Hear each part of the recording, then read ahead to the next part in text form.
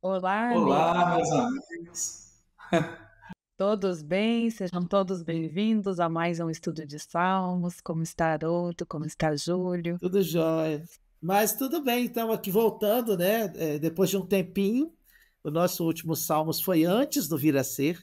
Nós chegamos até falar um pouquinho de esperança, linkar com esse Salmo 8, né? Que é um salmo de louvor, né, Haroldo?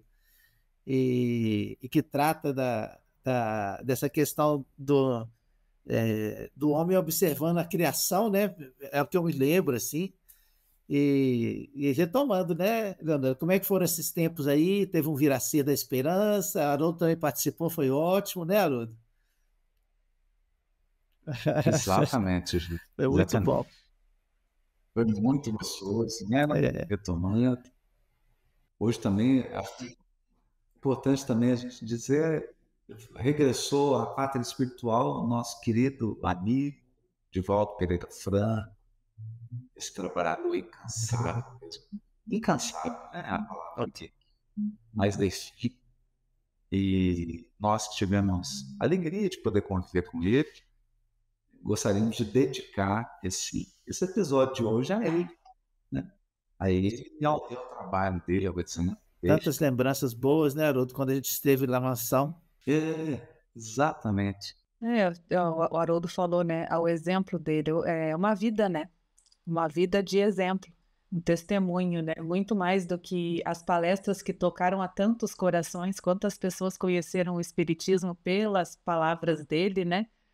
Pelas palestras, pela fala, mas acho que o testemunho, a vida, sempre falou muito mais do que as palestras, né? Então a gente fica com essa vida que foi um testemunho, com a ação do caminho, com as crianças, né? Com nós que estivemos lá e quem conhece o tamanho do projeto, né? E a gratidão também porque Divaldo, ele falou sobre o espiritismo por todo mundo, né?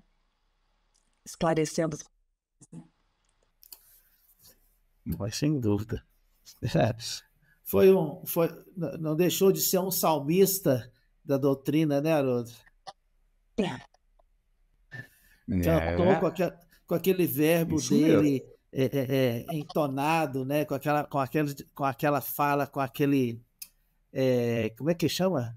É, é, tem um jeito de declamando quase as palestras, né? Muito declamadas, assim, né? Muito ricas de musicalidade no verbo, assim, né?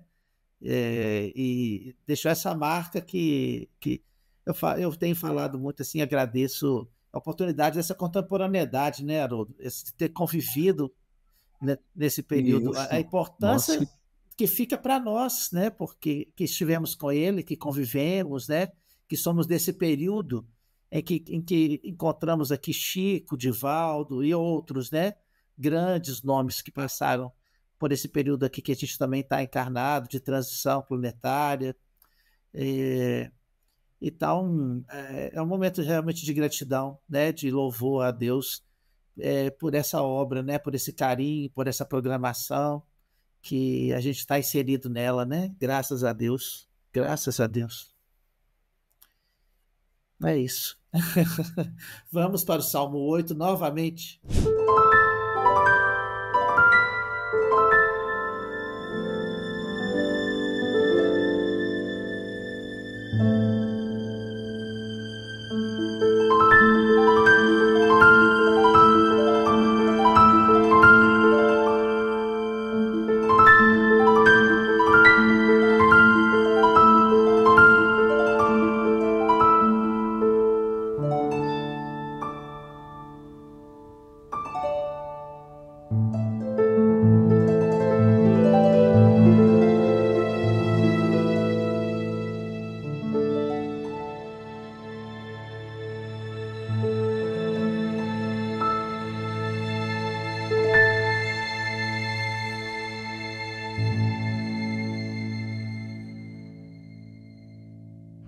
É um Salmo 8. A gente começou esse salmo falando sobre o louvor, né? Falando sobre a alegria. Os anteriores todos eram salmos de súplica, né? Que a gente Então, nós abrimos no último estudo falando, né, sobre louvar, pedir e agradecer, que o Haroldo trouxe tão bem, né, o que significa esse louvar. Acho que começamos por aí, né, o nosso salmo, onde o salmista ele contempla toda a criação, né? Contempla, porque, e isso é importante, e talvez seja algo que a gente tenha perdido. Como na tradição hebraica não se pode representar Deus por nenhuma imagem, por nenhum objeto da criação, Deus não pode ser representado.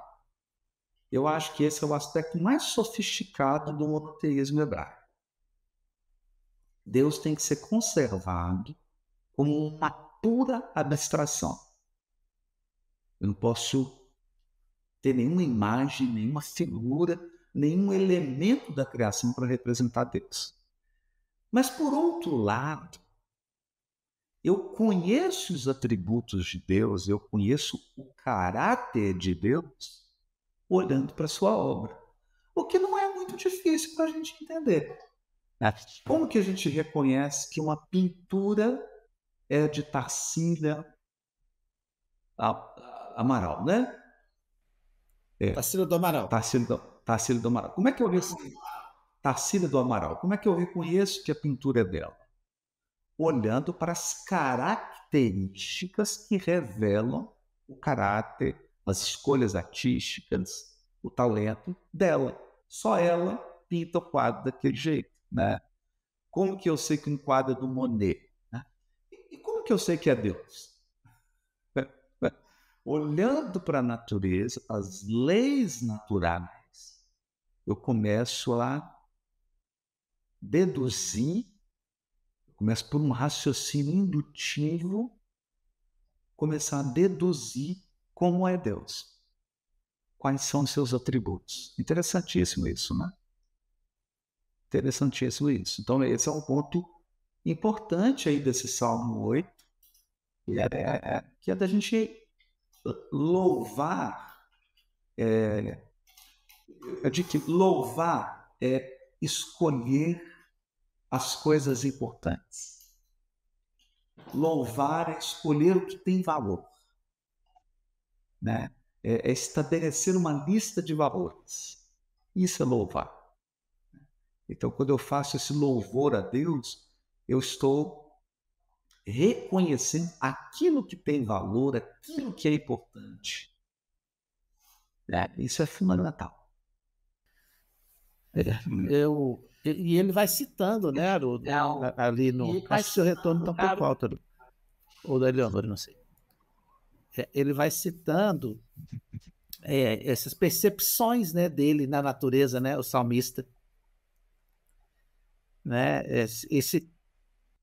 porque observando a natureza, a regularidade, as leis naturais, a gente identifica os atributos de Deus. Há uma frase, um título de um livro do Camille Flammarion, que eu acho que resume, que é Deus na natureza.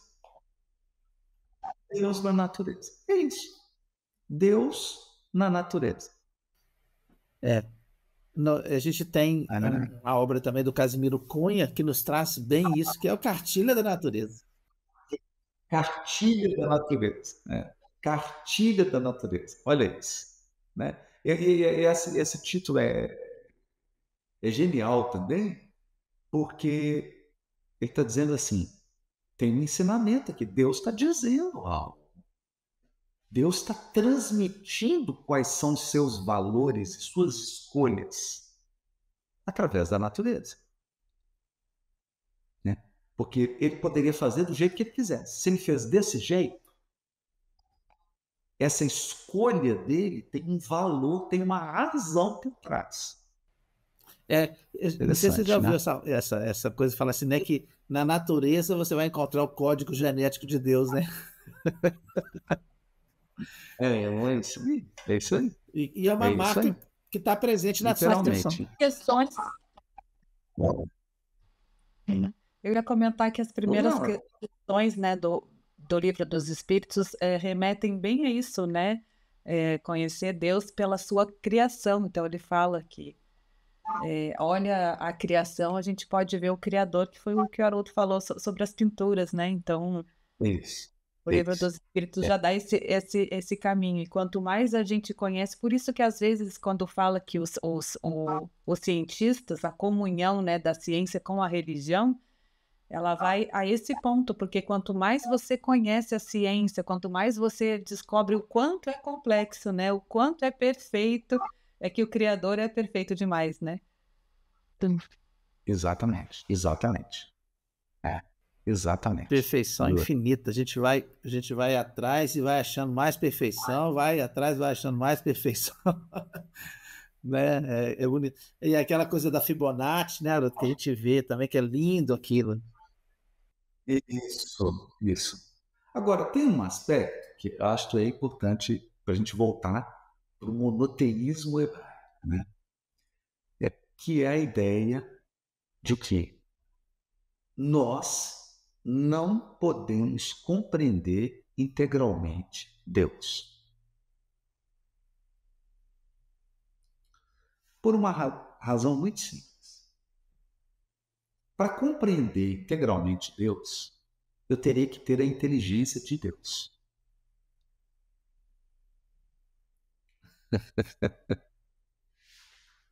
E ele é a inteligência suprema. Ele é a inteligência suprema. Deus é infinito, ilimitado. Então, não dá. Tem uma lacuna. Tem uma lacuna. E não é só que tem, é que sempre haverá. Não importa seu grau de evolução, sempre haverá uma lacuna infinita. Esse é um ponto importantíssimo que a gente tem que compreender. Então, significa que o único que compreende Deus é Deus. Né? Nós compreendemos de Deus aquilo que Ele revela.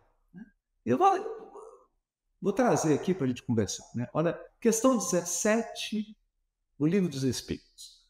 Está no item conhecimento do princípio das coisas. Que coisas? Só tem 3 coisas. Não existem 3 elementos gerais no universo? Então, conhecimento do princípio das coisas, que coisas? As 3 coisas. Quais são as 3 coisas? Deus, Espírito e matéria. Então, nós podemos conhecer o princípio de Deus? Não. O princípio do Espírito? Não. O princípio é a origem, né, da matéria? Não. Então Kardec pergunta, é dado ao homem conhecer o princípio das coisas? Eles respondem, não. Não. Deus não permite que ao homem seja tudo revelado neste mundo. Agora, veja, revelado. Não é a gente que vai lá e conhece, é Deus que mostra, que revela. É Ele que revela. E os hebreus chamam isso de emanações de Deus. Toda vez que Deus revela algo, Ele está emanando. São as emanações de Deus. Porque se Ele não revelar, eu não acesso. Eu não tenho acesso. Né? Mas neste mundo, no mundo de expiação e provas, não. Não. Então a pessoa escreve um livro assim, agora eu vou descobrir a origem da matéria. Eu não vou nem ler o livro.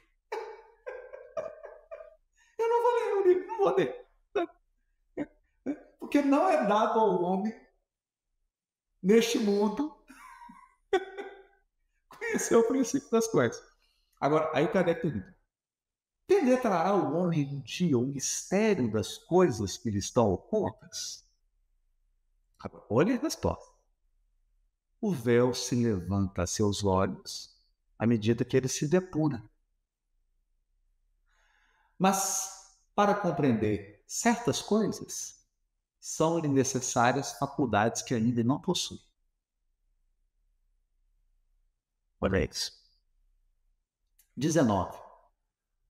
Não pode o homem, pelas investigações científicas, penetrar alguns dos segredos da natureza? A resposta: a ciência lhe foi dada para o seu adiantamento em todas as coisas. Ele, porém, não pode ultrapassar os limites que Deus estabeleceu.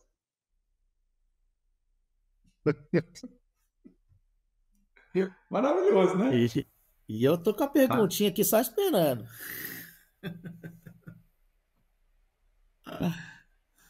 Interessante, né? É que você falou assim, Vamos isso lá. tudo. E é lógico que é interessante essa relatividade que tem das coisas, né? Quando se fala conhecer a origem, conhecer tudo e tal, a gente vai para extremos que a gente não sabe, né? Porque como é que você fala em tudo ou fala em nada, porque você não conhece esses nem início e fim, né? E tal. Mas é interessante que Jesus diz assim: buscai e achareis, batei e abri-se-vos-á. Então é interessante que o ser humano não foi oculto a ele desejar conhecer, buscar. E quando ele busca, parece que as coisas vão se revelando à medida que ele busca e que ele bate essa porta, né? Não sei se no sentido da gente não se acomodar naquela história do mistério que a gente, né, cultivou, isso é um mistério no sentido de proibido, né? Você conhecer, você estabelecer como uma crença de que você não pode saber dessas coisas, mas aquilo que o homem anseia e que ele vislumbra, me parece ser possível ele compreender, né? De uma certa forma, dentro dessa lei gravada na consciência. Como é que é isso para você, assim, dentro do que você falou? Porque o que a gente compreende da resposta, Júlio, que desejar, ansiar, é motor do barco, tem que estar ligado.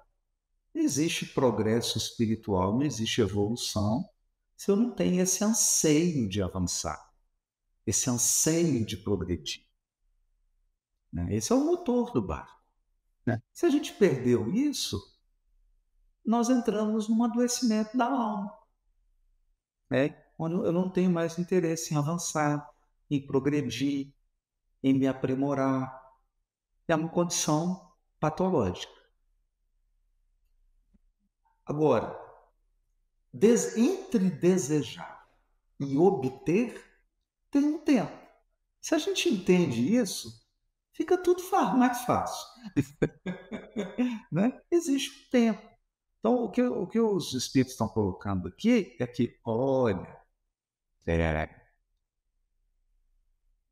tem limites. Né? Limites para quem está nesse mundo. Quer romper esses limites? Vai para outro mundo. Quer ir para outro mundo? Muda de ordem na escala espírita. Deixa de ser espírito imperfeito, se transforma em bom espírito. Ou deixa de ser um bom espírito, se transforma em um espírito puro. Né? Então, é isso. Metas. A gente tem que ir colocando as metas e avançando. Quando o Haroldo falou, né, que Deus ele se revela, eu lembrei assim, as revelações, né? As revelações, a árvore a do Evangelho, né? Mas lembrei que mesmo assim, a gente aqui encarnado tem muita coisa para a gente descobrir e revelar dentro das revelações que já estão postas também, né? Tem muito a gente também ir rompendo esses limites, porque tem aquilo que Deus ele mostrou, mas é difícil um encarnado ele em uma vida, né? Ele ter acesso a tudo que já foi revelado também, né? A revelação divina, mas a revelação da nossa encarnação, né? Coisas que já foram postas, que já estão colocadas, e a gente também vai revelando, vai descobrindo, né? Dentro de nós, porque às vezes a gente conversa com pessoas que têm acessos a coisas que a gente nem tem, a sentimentos, a pensamentos, né? E também essa revelação também é nossa diante da revelação divina, que eu quero dizer, né? E aqui, meu amor, a palavra revelar aqui não está sendo, não tem essa conotação de as revelações religiosas. Primeira revelação, segunda revelação, terceira revelação. Porque essas revelações são religiosas. Aqui está falando de Deus revelando sua obra. Então, se eu estou no laboratório de química, eu vou obtendo revelações. Né? As revelações sobre a estrutura da matéria. Se eu estou no campo do cuidado com as pessoas, eu vou tendo revelações sobre as pessoas, sobre as demandas delas, as necessidades. Né? Então, revelações não se circunscreve às grandes revelações religiosas. Revelar é o quê? É quando Deus nos dá uma oportunidade de acessar o conhecimento da sua obra. Então, são infinitas micro-revelações. Então, eu falo assim, durante uma encarnação em que você é mãe ou pai, quantas revelações você tem sobre paternidade e maternidade? Inúmeras, né? Inúmeras. As circunstâncias, as experiências vão te revelando coisas. Você fala, meu Deus, agora eu entendo isso. Agora, né? Então, a revelação aqui está num sentido bem mais amplo. E você falou certo, Guilherme. O que nós já temos revelado ao mundo, para nós acessarmos tudo que já está disponível, nós vamos precisar de muitas vidas. De muitas, do que já está revelado. E sob esse prisma, né, o que já está posto ainda não é tudo, né? Como ele falou, não é tudo que é revelado. Imagina só, a gente tem um tanto que já é revelado, tem um tanto que a gente não acessa, e não é tudo. E é interessante que a doutrina espírita, ela sempre fala essa questão do véu, né, que vai sendo levantado dos olhos. Em vários momentos a gente... É uma linguagem... essa é uma linguagem hebraica. Olha que interessante. São as kiplot. São os véus. Então, entre nós e Deus tem infinitos véus. Véus que vão se levantando. Levanta-se uma cortina, né? E aí você enxerga mais um pouquinho. Aí levanta mais uma cortina, você enxerga mais um pouquinho. É uma coisa assustadora. Né? Me veio só uma imagem, talvez possa ser aproveitado ou não, da revelação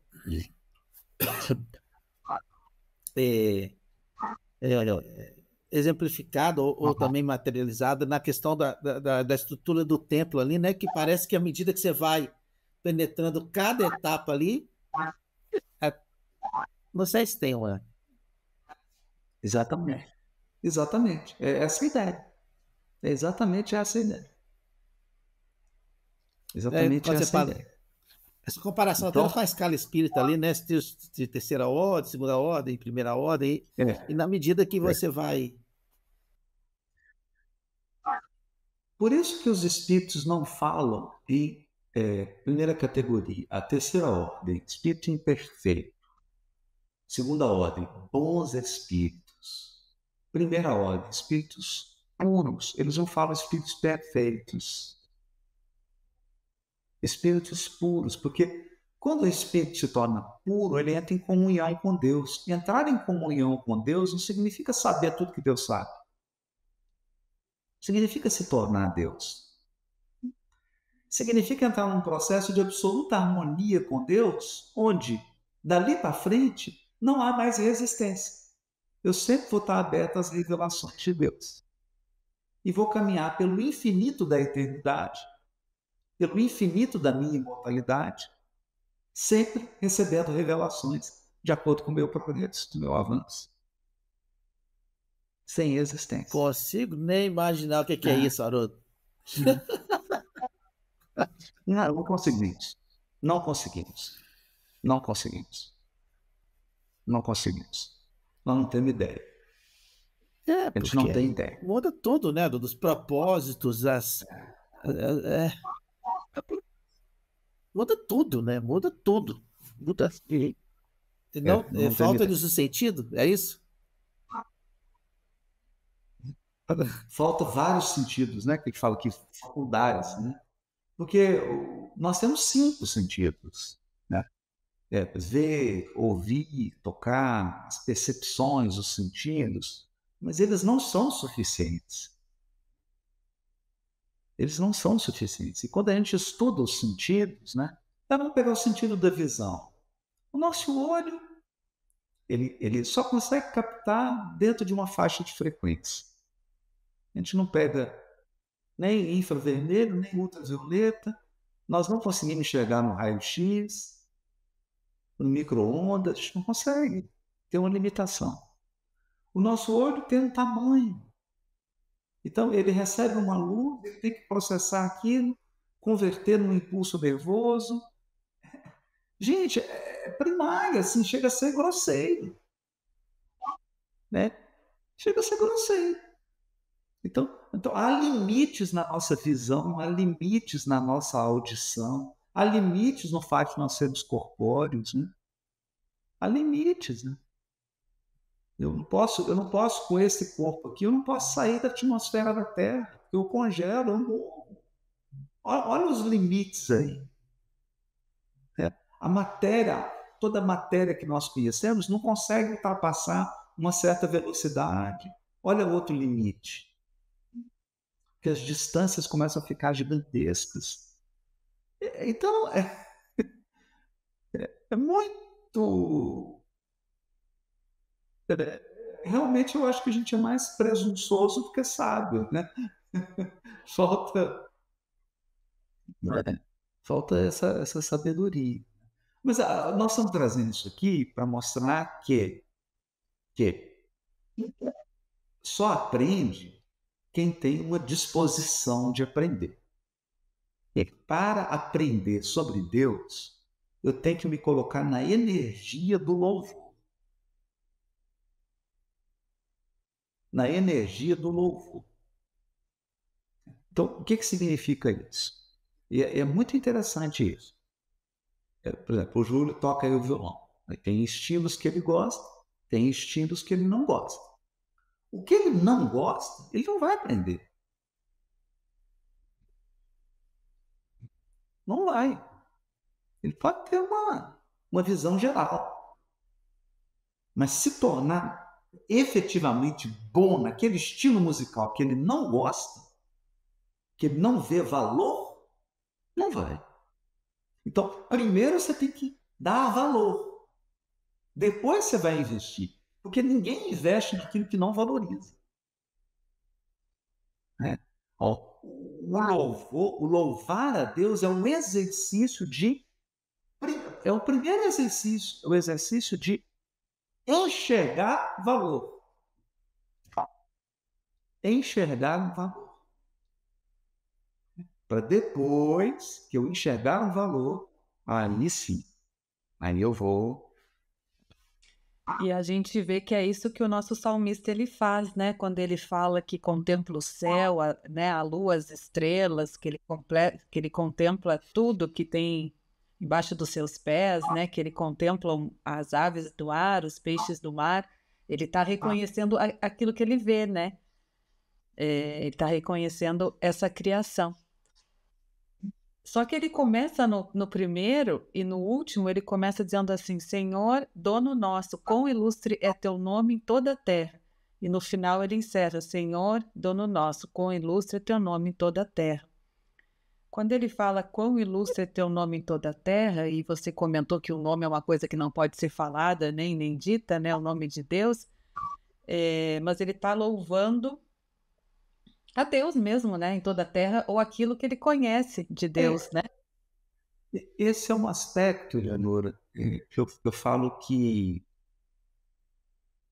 nós ainda não somos monoteístas mesmo. Ainda não somos. Né? A proposta do monoteísmo hebraico, ela ainda é muito sofisticada. Então, as pessoas preferem ir na Capela Sistina e ver a pintura de Michelangelo, daquele ancião, com a mão estendida, com o dedinho estendido, tentando tocar no dedo, né? Ali o homem tentando tocar no dedo de Deus. A gente ainda prefere ver Deus dessa forma. Deus com uma amplificação de nós mesmos. Né? Qual que foi a pedagogia da revelação hebraica? Ela criou uma pedagogia. A pedagogia é: eu crio um nome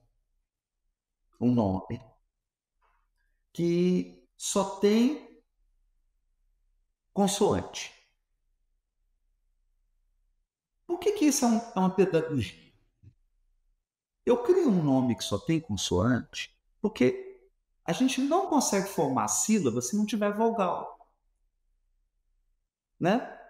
Então, eu falo assim: Eleonora, fala para mim ba, be, bi, bo, bu, mas sem as vogais. Não fala, né? Quer tentar? Vou tentar. Eu não.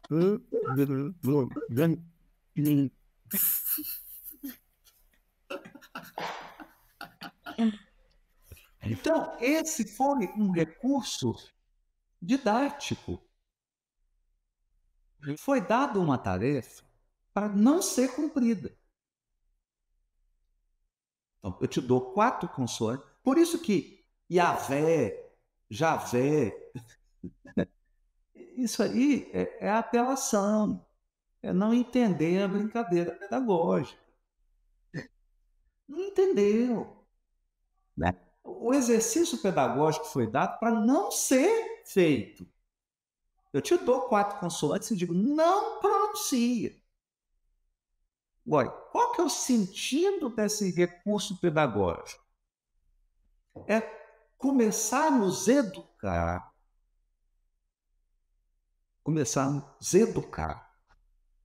Para pensar Deus como algo que está acima das minhas faculdades, acima da minha capacidade. Então, ele tem um nome que eu não consigo pronunciar. Ele tem uma aparência que eu não posso ver. Ele tem uma fala que eu não sou capaz de ouvir. Esse é o sentido. Né? Quer dizer, ele está além dos meus sentidos. Ele está além das minhas habilidades. Porque ele é Deus. Essa é a lição que está por trás desse nome que não deve ser pronunciado.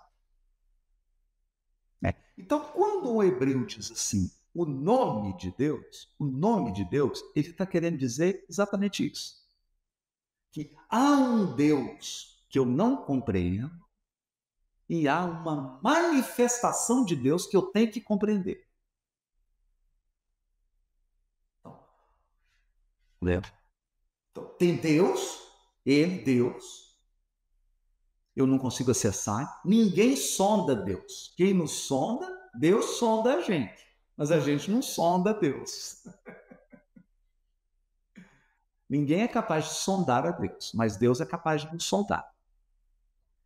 No entanto, ele se manifesta. Quando ele se manifesta, eu devo compreender a manifestação. Porque as manifestações de Deus são manifestações adequadas ao meu entendimento. Toda vez que Deus se manifesta, ele se manifesta de uma maneira que eu sou capaz de compreender. Então eu tenho que compreender. Eu preciso fazer um esforço para compreender, porque ele adequou as minhas capacidades. Né? Então não dá para a gente pensar que Deus se manifesta para mim como ele se manifesta para Jesus. Claro que não. Eu não tenho as capacidades, eu não tenho os sentidos, eu não tenho a elevação do Cristo. As manifestações de Deus para Jesus são infinitamente mais potentes, mais exuberantes do que para mim.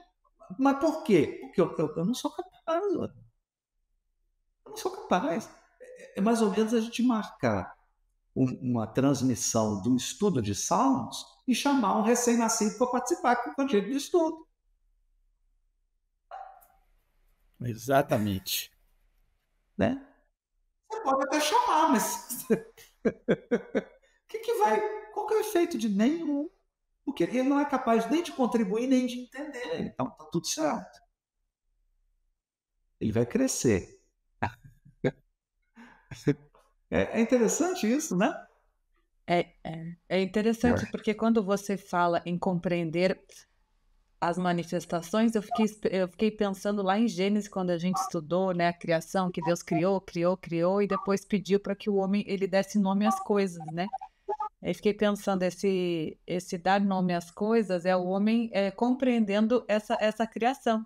Quanta coisa que a gente não sabia que existia, né? E aí descobre uma doença e dá um nome, descobre uma matéria nova que a gente não sabia que existia, mas sempre existiu, né? Aí o homem descobre e passa a dar nome àquilo da criação que a gente não conhecia, né? Então a gente também vai conhecendo essas manifestações. Vai conhecer. Exatamente. Né? E é tão interessante, quando você estava falando das revelações, né, Elio, que elas acontecem. O Isaac Newton usou sua inteligência para perceber que, na visão dele, uma maçã caía, algo caía no chão, porque a Terra estava atraindo esse algo. Tinha uma força atrativa. Então, o Sol estava atraindo a Terra, que tinha uma força, e chegou a calcular, né? Essa força diminuía na proporção do quadrado da distância. Né? Então, quanto mais distante, menor a força. Só que depois perceberam que, quando Einstein chegou, que não podia ser. Isso não estava correto. Por quê? Essa força, ela se exercia instantaneamente, ela tinha uma velocidade infinita. Ela se exercia instantaneamente. E aí falou, não pode, não tem força. Então, o que é a gravidade? Então aí veio Einstein com uma outra teoria. Não pode ser. Se não pode ser isso, nós temos que encontrar uma outra maneira. Como é que eu compreendo a gravidade? Ele criou uma outra maneira. Mas veja, será que é realmente a correta? Tudo indica que sim. Tudo indica que a gente está se aproximando. Né? Mas a gravidade está aí. Ela está aí. Ela está funcionando perfeitamente. Perfeitamente. Então, esse é o sentido de revelação. A gente vai sofisticando, a gente vai aprimorando, vai refinando o nosso conhecimento. Mas, gente, esse conhecimento que nós estamos refinando, Deus já possui ele completo. Esse é o ponto.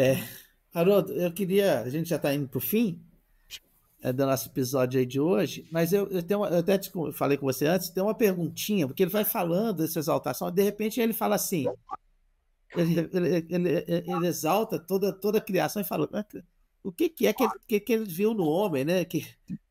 Não sei se é isso que ele está falando.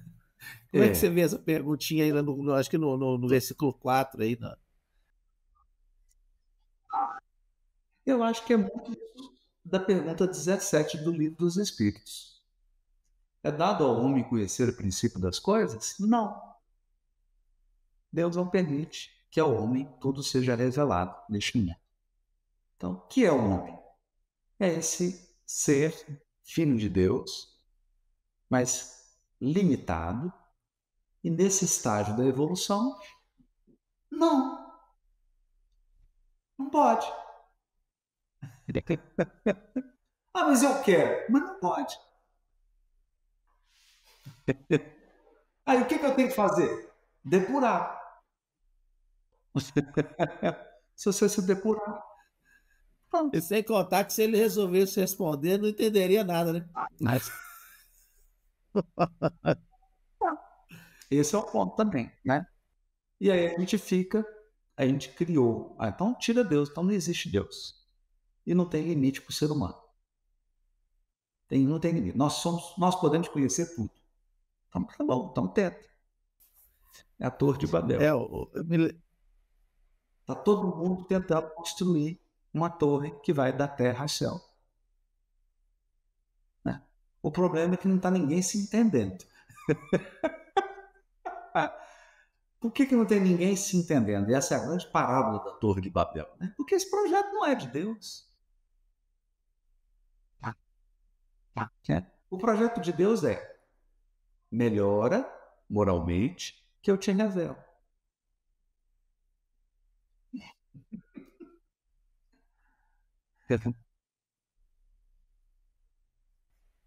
É demais, né? É demais. Aí a piadinha, né, que fala, né, que a gente vai construindo essa Torre de Babel, aí não consegue, escreve lá embaixo assim, é difícil. É difícil.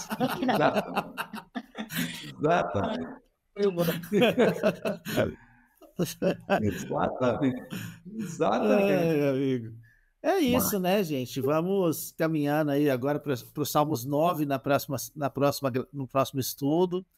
A gente aconselha que todo mundo siga, né, refletindo aí a respeito dessas coisas. Acho que para mim fica essa imagem, né, de que a gente pode continuar buscando sempre, desde que a gente não ache que chegou ao resultado final, né, Haroldo? Desde que a gente reconheça que como Sócrates, né? Quanto mais a gente sabe, né, a gente descobre que mais tem para saber, né? E parece que com o universo vai ser assim, né, Haroldo? Uma viagem infinita, né? Pela sabedoria, pelo conhecimento, né? Eu gosto de uma vou usar duas metáforas aqui, Ju, que eu acho que valem para o conhecimento, né? É como se eu chegasse para você e dissesse assim: olha, Júlio, é o seguinte, a partir de agora, você vai compor uma música tão perfeita, que depois que você compuser essa música, você vai tocar ela uma vez no violão, depois nunca mais na vida você vai tocar violão.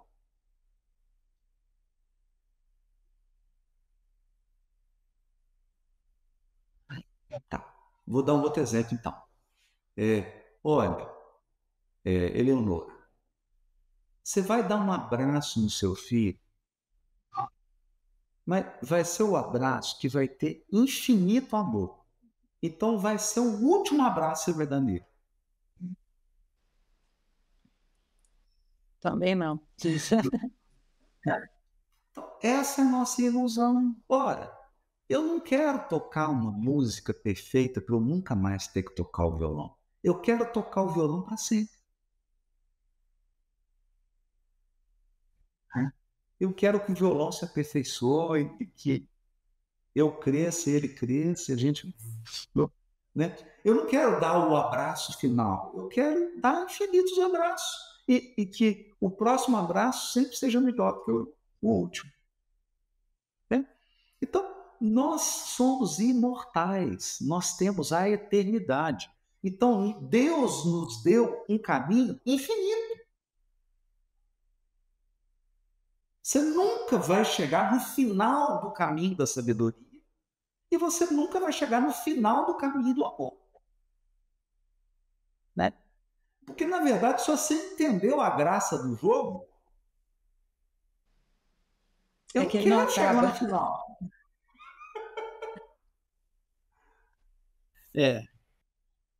A graça do jogo é: você nunca vai ficar entediado. Você nunca vai ficar à toa na imortalidade. Ju, o que você vai fazer amanhã? Nada, já aprendi tudo. Já amei tudo que eu tinha falado. Ué, mas nós temos eternidade ainda. Pois é, vai ser um tédio infinito. Tédio infinito. Não foi isso, né? Não foi assim que Deus criou. Não foi, acabou. Não foi. Não foi. Ele criou de uma maneira que você vai estar sempre progredindo em amor e em sabedoria. Sempre progredindo e nunca, nunca, nunca, jamais vai chegar. Eu vou resgatar uma frase do outro episódio, Haroldo. Você vai lembrar dela? Aqui, ó.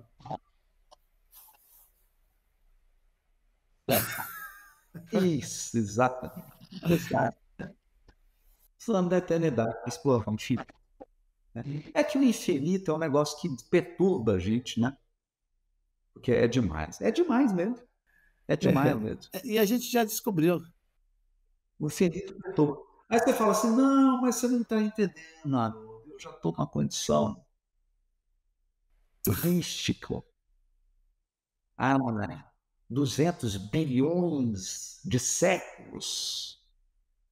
E, olha, das 3 trilhões de galáxias desse universo, eu já explorei as 3 trilhões de galáxias.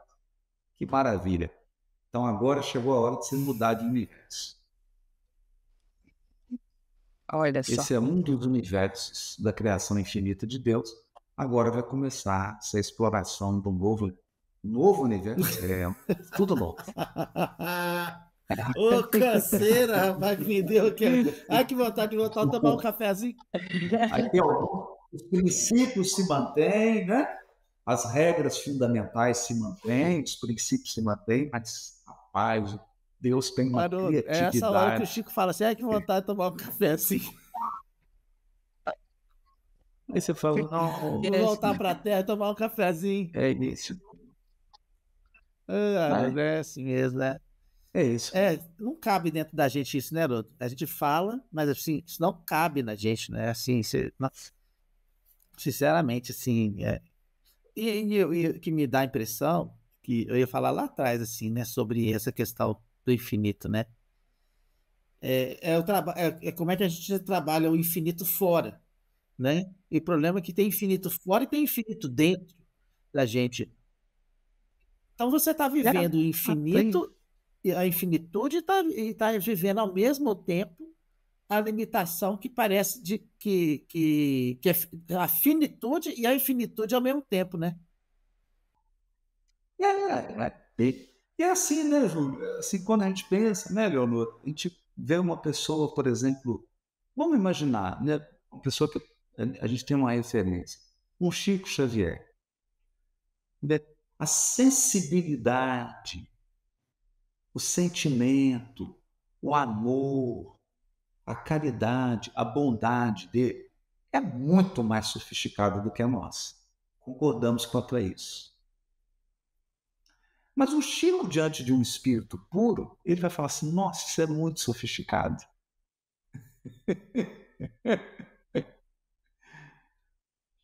Convivi com o espírito puro aqui, mas na sensibilidade, a caridade, a bondade dele.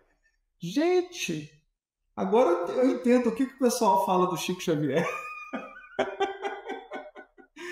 Né? Ele vai ficar impressionado. Então, isso a gente não entende. Quanto mais você evolui, mais você ganha em sensibilidade, em ternura, em amor, em caridade, em bondade, em disposição de ajudar. Só amplia. E se você se torna mais sensível, você começa a perceber coisas que você não percebia. Por isso que a criação tem que ser infinita, né? Que quem que dá conta de toda a bondade de Deus? Quem, né? Haroldo, eu queria terminar o episódio lendo um trecho que foi a frase do Divaldo no nosso podcast que a gente gravou com ele lá em Salvador. E eu acho que, por uma coincidência, ela vai trazer alguma coisa que a gente falou aqui.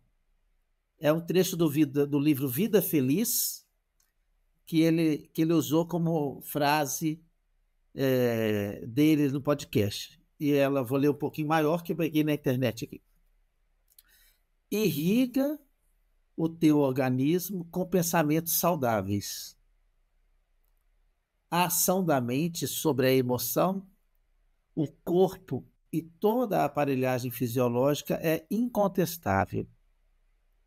Grande número de enfermidades se deve à ociosidade mental, ao desânimo, à revolta, às ideias autodestrutivas. Canaliza o teu modo de pensar para as questões agradáveis, salutares, otimistas, e viverás sob o seu reflexo, desfrutando do bem-estar que se irradiará a outros, mimetizando e produzindo paz. Vida Feliz, Divaldo Franco, Joana de Ângeles. Que lindo. É o louvado. Que lindo. Que lindo. Não deixa de ser esse pensamento do salmista, quando ele emite pensamentos saudáveis de reconhecimento da natureza, da criação de Deus, de tudo que Deus trouxe para ele, e do próprio reconhecimento da grandeza da sua criação a partir da criação que foi feita por Deus na natureza, né? De se integrar à natureza. Eu achei bem bonito. A gente foi muito abençoado de podermos estar com ele lá naquele dia, gravarmos esse podcast, 2 horas de podcast, que inclusive nós vamos publicar aqui para as pessoas ouvirem novamente. E agradecer profundamente a ele, né? Por ser essa pessoa que vai cultivar o jardim da doutrina, né, Haroldo? Dessa doutrina espírita. Isso. E tem exemplificar, né? Ele sempre numa alegria, né? Esse dia lá da gravação do podcast, todas as vezes que eu encontrava em palestra, Divaldo ele tinha uma alegria muito grande, ele dizia isso.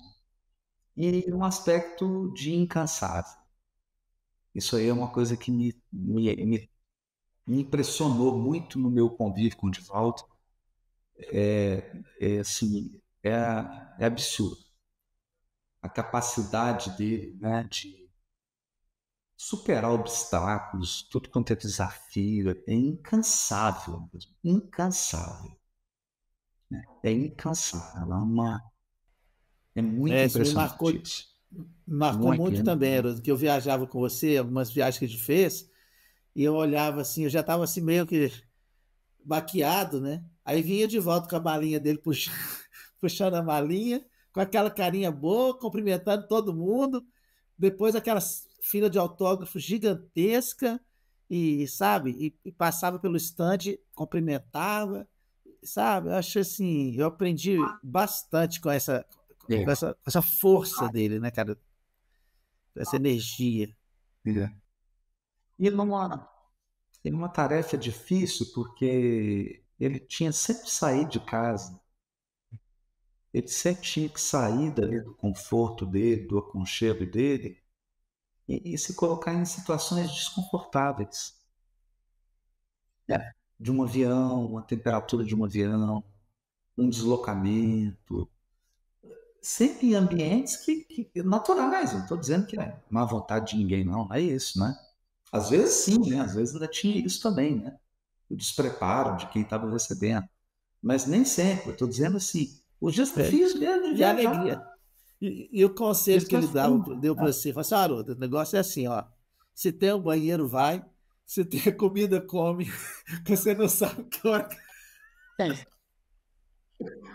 Você não sabe. Quando não vai ter. Quando vai ter essa oportunidade? Era muito divertido, né? É muito divertido. Tenho certeza que estava lá Joana de braço aberto recebendo ele. E o Chico também. Com certeza o Chico estava lá. Tenho certeza que o Chico festa lá em cima hoje não é mole, não, era? Não. Tio Nilson, Joana, Chico, É muita gente que passa. Quantas crianças, Muitas né? crianças. Muitas mães. Quantos corações que Porque isso é uma coisa, né? As pessoas. O que me deixa triste, às vezes, as pessoas esperam perfeição dos trabalhadores, né? E aí, essa expectativa de você querer que os trabalhadores sejam perfeitos, a gente acaba se tornando ingrato. Porque eles dão tanto e parece que nunca é suficiente, né? Ele fez tanto, parece que nunca é suficiente. Mas ele enfrentou isso também, né, Haroldo? Como todos que passaram pela Terra com missões dessa maneira enfrentaram, né? Já tá, né? Comigo ele falou várias lições, né? Assim, uma delas ele falou, meu filho, eu aprendi uma coisa com a Joana. Nunca se defenda. Porque se as suas obras não foram capazes de convencê-los, não serão as suas palavras. Isso aí. ótima também. Gente, É isso. Nossa, gratidão, Divaldo, gratidão. gente, Gratidão, Eleonora. Obrigada, amigos. Até a próxima. Tchau.